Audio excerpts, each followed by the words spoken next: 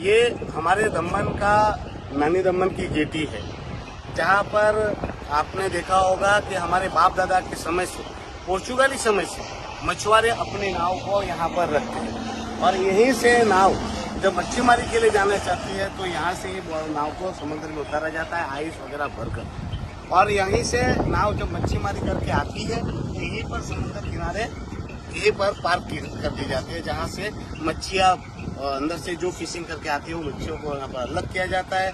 फिर जाले जो फटी हुई है उनको यहाँ सिया जाता है, फिर कलर किया जाता है, रंग रंगान किया जाता है, और जो भी छोटी मोटी त्रुटियां है उसको रिपेयर किया जाता है। और बहुत सालों से यहाँ पर हमारा बिजनेस रहा है। ये देश आजाद नहीं था तब भी हमारे बाप दादा यहीं पर मछुआरे जो है वो यहीं पर काम करते थे और नाव को रखते थे।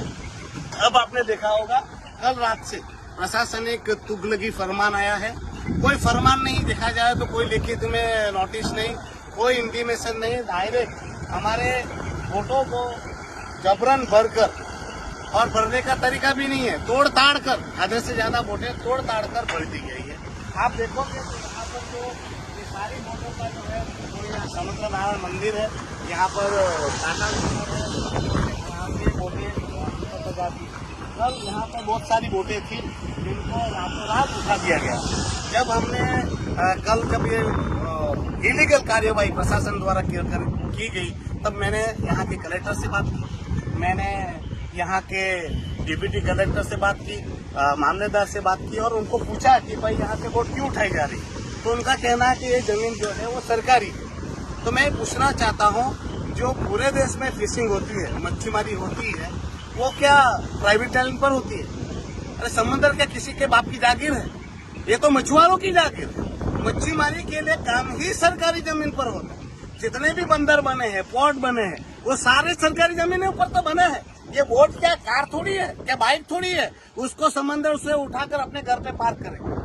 तो ये जो है वो पूरे भारत में जहाँ भी मछुआरे रहते हैं वो सरकारी जमीन पर ही मच्छीमारी करते हैं, वहीं पर बोट रखते हैं। तो कल को तो ये भी बोलेंगे कि भाई बोट यहाँ पर रखी है, वो भी सरकारी जमीन पर है, समंदर जो है वो भी तो सरकारी है। तो मच्छीमार कहाँ कर जाकर बोट रखेगा, कहाँ जाकर मच्छीमारी करेगा? तो ये सरकारी जमीन जो है वो उसका ही उपयोग हम पुर्तगाली समय से करते आए थे। तो पुर्तगालों ने हमें मच्छीमारी करने से नहीं रोका, और हमारी ही सरकार आज हमारे ही मछुआरों को मच्छीमारी का धंधा नहीं करने दे रही है। एक तरफ हमारा भारत सरकार जो है प्रधानमंत्री मत्स्य संपदा योजना जैसी योजनाएं ला रही है, मछुआरों का विकास उत्थान करने के लिए कितनी सारी योजनाएं लाई है ताकि मच्छीमारों का विकास हो, माछीमारों का विकास हो, या जो हमारे गरीब मछुआरे हैं वो तरक्की करे। पर यहाँ प्रशासन देखिए किस प्रकार से निर्दयता कर रहा है। हमारे मछुआरों की जमीनों को खाली कर रहे हैं, हमारे मछुआरों की वोटों को उठाकर जैसे तैसे तोड़ ताड़ कर कहाँ शिफ्ट करे उसकी भी जानकारी नहीं। अरे आपको जमीन खाली कराना तो किस लिए खाली कराना है? और वोट नहीं रहेगी तो क्या रहेगी? जब हमें पता चला कि यहाँ पर क्या बनाना है तो बोले गो कार्टिंग, यानी मौज मस्ती की गेम जोन बनाएंगे। अरे हमें गेम जोन की जरूरत नहीं है, मनोरंजन के लिए तो दमन में बहुत सारी चीजें हैं, और दमन में ये गो कार्टिंग नहीं था तो क्या टूरिस्ट नहीं आते थे? हमारे बाप दादा के समय से यहाँ पर टूरिस्टों की भरमार रही है। ऑलवेज दमन व्यू तो भरा हुआ रहा टूरिस्ट से। और आज जब ये विकास की बात करते, विकास किसका होना चाहिए?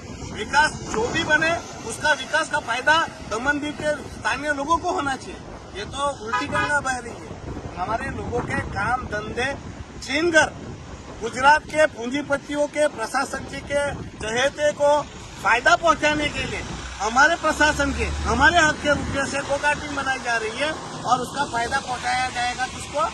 वहाँ गुजरात से आए लोगों को, और उनके अय्यासी के लिए, मौज मस्ती के लिए हमारे गरीब मछुआरों के काम धंधे पर खतरा मंडरा रहा है, उनके रोजगार छीने जा रहे हैं। मैं प्रशासक जी को कह रहा हूँ कि तुरंत से तुरंत कलेक्टर को बदली किया जाए। ऐसे भी जो कलेक्टर सौरभ मिश्रा जी है उनके रैंक रिकॉर्ड में भी, जमीन के मामले में भी वहाँ पर डिपार्टमेंट में बहुत सारी फरियादें हैं। और कल भी मैंने उनसे बात कही तो ये कह रहे हैं कि ये नीति नियम है, तो ये नीति नियम बनाकर रातों रात थोप कर हमारे हक और अधिकार छीनेंगे और हम चुपचाप बैठेंगे, तो ऐसे तुगलक कलेक्टर की हमें जरूरत नहीं है। मैं ये सेशन तक का मौका दे रहा हूँ प्रशासन को कि कलेक्टर को तुरंत से तुरंत कलेक्टर पद से हटा दिया जाए, अन्यथा सेशन खत्म होने के बाद दमन दीव में एक बड़ा जन आंदोलन होगा और ये जन आंदोलन तभी शांत होगा जब ये दमन दीव में वैसे जितने भी अधिकारी है वो मनमानी रोकते नहीं, और हमको ऐसा लगता होगा कि हम कानूनी कामगिरी नहीं करें तो कानूनी कार्यवाही भी हम करेंगे और ये प्रशासनिक तुगलकी जो भी निर्णय हुआ है उसका हम विरोध करेंगे। और फिर से कह रहा हूँ कि कलेक्टर स्वरूप मिश्रा का तुरंत से तुरंत तबादला किया।